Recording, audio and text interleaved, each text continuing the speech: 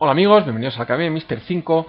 Vamos a explicar hoy por qué flotan los barcos. Veréis, la clave de por qué un barco flota está precisamente en la zona del barco que no vemos, la zona oculta. La estoy pintando aquí en negro.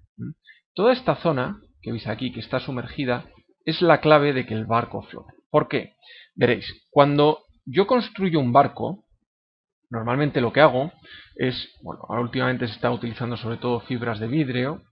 Entonces lo que hago es lo siguiente, fijaros, si esto es la zona que se sumerge, lo que hago es construir todo esto, pues serían, como os digo, por ejemplo, fibra de vidrio, o podría ser acero antiguamente, pero la mayor parte de la zona interior es hueca, es decir, tengo aire. Entonces, si yo aplico, esto va a ser fundamentalmente aire, en un tanto por ciento, pues muy alto, imaginaros un 90%, por ejemplo. Entonces, si consigo que la mayor parte de la zona sumergida sea aire, aplicando el principio de Arquímedes, que es el que al final va a justificar por qué flotan los barcos, aplicando el principio de Arquímedes, ¿a qué llego? Recordad qué nos decía el principio de Arquímedes. Nos decía que todo cuerpo sumergido en un fluido, en este caso toda la zona del casco que se hunde, experimenta un empuje igual al peso equivalente de todo ese volumen de agua desalojada. Entonces, fijaros, si yo hago que toda esa zona sea fundamentalmente aire, como la densidad del agua es mucho mayor, voy a obtener empujes mucho mayores, proporcionalmente hablando, que el peso de este casco que es hueco. La clave es que sea hueco. Fijaros, lo vais a ver rápido. Imaginad que yo tengo un dado de aire y luego el mismo dado de agua, ¿vale? Este será un dado lleno de aire y este será un dado lleno de, vamos a poner por aquí, de agua. Entonces, fijaros, imaginad que ese dado ambos tienen 1 metro cúbico. El volumen es igual a 1 metro cúbico. Pues entonces lo que hago, fijaros, en el caso del dado lleno de aire, imaginad, lo que quiero que veáis es que un casco hueco estaría lleno de dados de aire, pues en un dado de aire, el peso de ese dado, ¿a qué será igual? Será igual a la constante de la gravedad, y ahora por la masa de aire que hay dentro ahí, que será la densidad del aire por el volumen. Pero ese volumen hemos dicho que vale 1 metro cúbico, por lo tanto será G por la densidad del aire. ¿Y cuánto vale ese mismo dado pero lleno de agua? Pues valdrá G por la densidad, vamos a poner el H2O para diferenciar, de agua, y por el volumen. Pero el volumen también hemos dicho que es 1 metro cúbico, con lo cual 1 metro cúbico ¿cuánto pesa? Pesará G y por la densidad del agua. Entonces ya estáis viendo que si yo lo lleno de aire, el peso que tengo aquí va a ser mucho menor que si lo tuviera lleno de agua. Y ahora, el empuje. ¿Cuál será el empuje de este dado de aire? Al estar sumergido ese dado de aire, el empuje, hemos dicho que será... ¿Cuál será el empuje de todos esos dados de aire? Pues será G por, estamos hablando de 1 metro cúbico, por la densidad del agua. Por lo tanto, fijaros que tengo un dado que pesa, este dado que he pintado aquí, ¿cuánto pesa? Pesa, hemos quedado G por ρ. G por ρ. He puesto ahí un 2, esto es ρ. Pero empuja, ¿cuánto empuja? G por ρ del agua.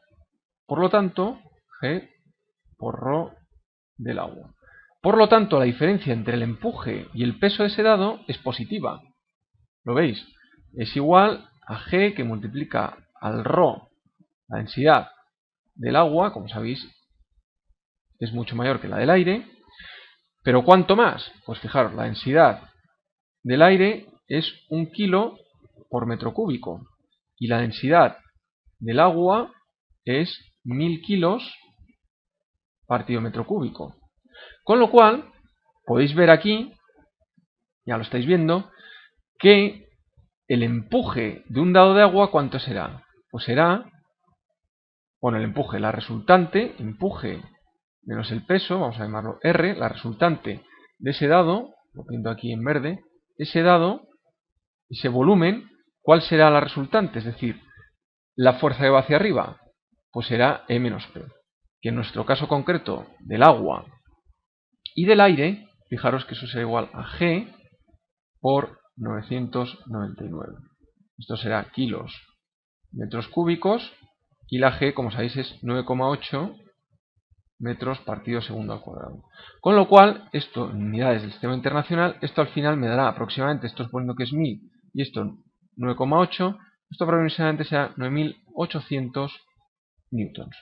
Lo importante no es tanto el valor, sino que veáis que en este dado de aire se ha generado una fuerza arriba. Entonces, si el casco lo lleno de dados de aire, que es lo que ocurre en la realidad, hay cosas aquí metidas, la propia chapa pesa o la fibra de vidrio, la carcasa, pero al final, en media, en promedio, va a ser una densidad que va a estar entre la del aire y la del agua, pero mucho más próxima a la del aire.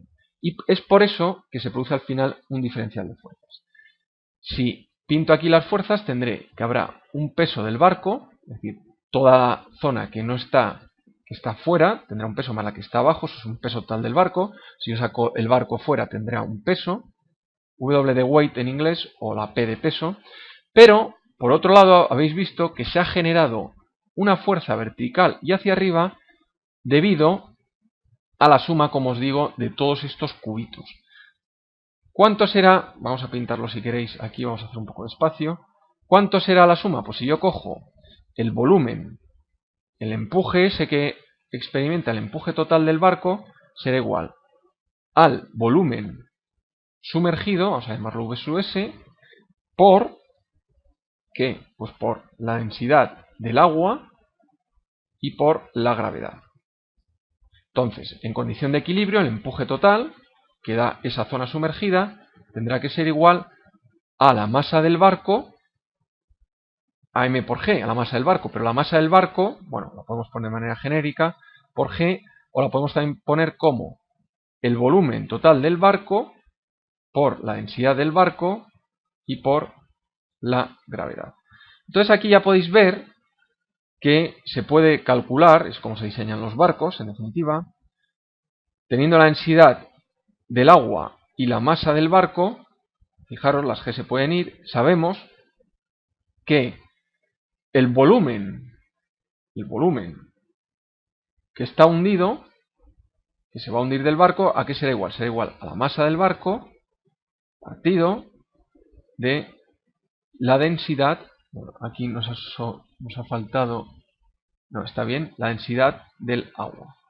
¿Lo habéis visto? Con lo cual esto ya nos da el volumen sumergido del barco cuando estamos diseñando. Bueno, espero amigos que con este vídeo hayáis entendido un poco mejor por qué flotan los barcos.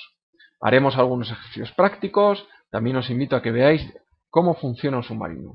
Hasta ahora amigos, un saludo.